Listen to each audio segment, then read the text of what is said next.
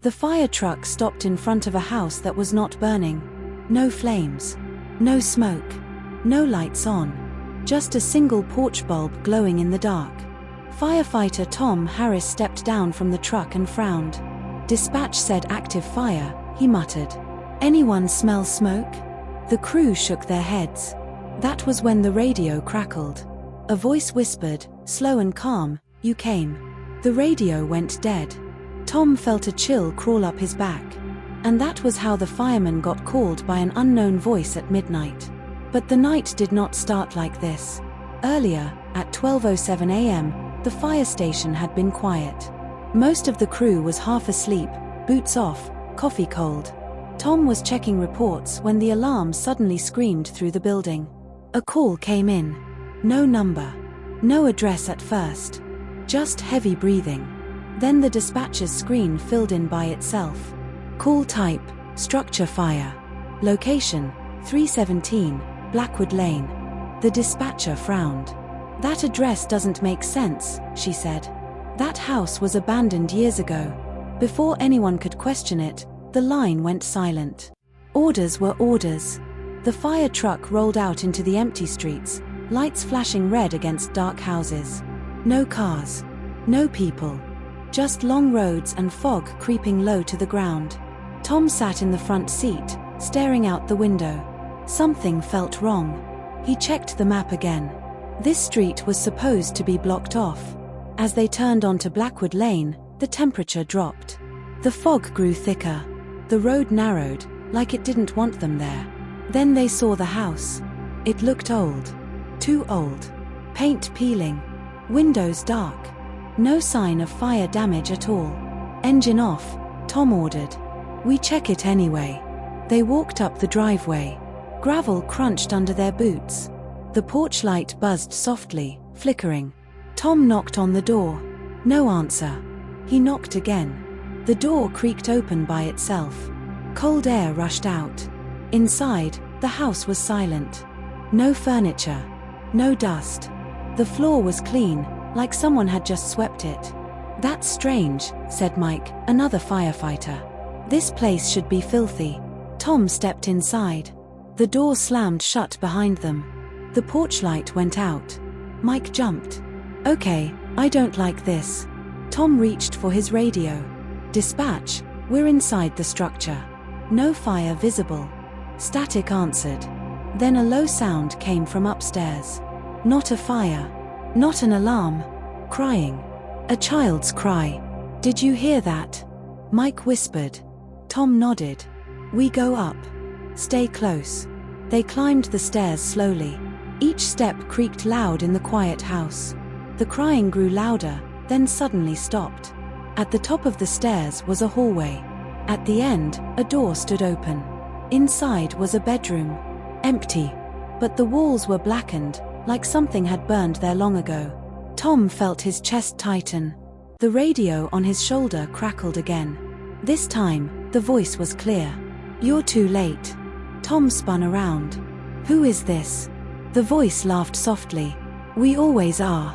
The bedroom door slammed shut. The lights went out. From downstairs, something heavy began walking up the stairs. Slow. Step by step. And the firemen realized something terrifying. They were not called to stop a fire. They were called to witness it. The footsteps stopped right outside the bedroom door. Tom held his breath. Mike whispered, "Whatever that is, it's standing right there." The door handle began to turn slowly.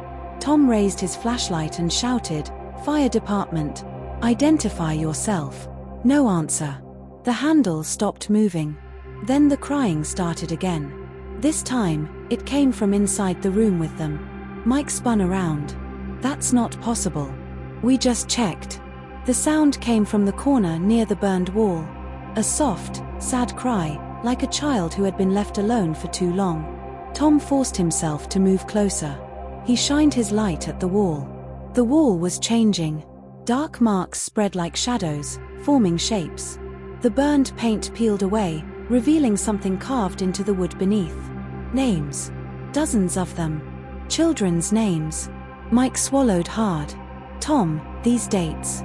They're all different years. Tom read one out loud. 1994, 2001, 2010. All next to one word. Fire. Suddenly, the temperature in the room dropped even more. Tom could see his breath now. The radio on the floor crackled to life. Dispatch, Tom said quickly. We need backup. Now. The voice that answered was not dispatch. No one else is coming. The bedroom door burst open. The hallway was gone. Instead of stairs, there was darkness. Thick smoke rolled toward them, but it didn't burn their lungs. It was cold. Heavy. Alive. From inside the smoke, figures began to appear. Not people. Shadows shaped like people. Their faces were blurred, like they had been erased. Their mouths opened, but no sound came out. Mike screamed. Tom, we need to get out. Tom grabbed Mike's arm and ran forward, straight into the smoke. The house changed around them. The walls flickered like firelight. The floor cracked. The smell of burning wood filled the air. Tom realized the truth too late. They were not in the house anymore. They were in the fire.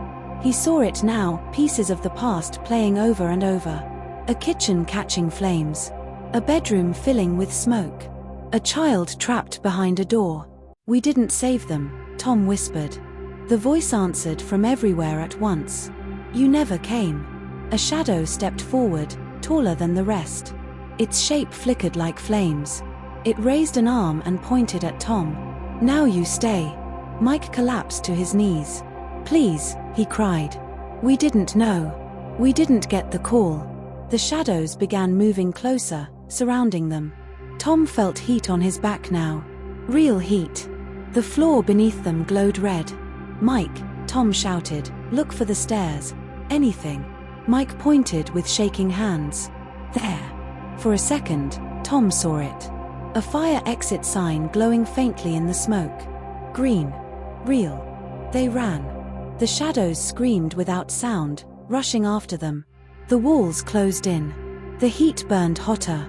Tom reached the door and slammed into it with his shoulder. They fell through. Hard. Cold air hit their faces. They were outside. The fire truck lights flashed red and blue. The house stood silent again. Normal. Empty. Tom gasped for air, coughing. We're out. We're out. Mike laughed weakly, then froze. Tom, he said slowly, where's the rest of the crew? Tom looked around.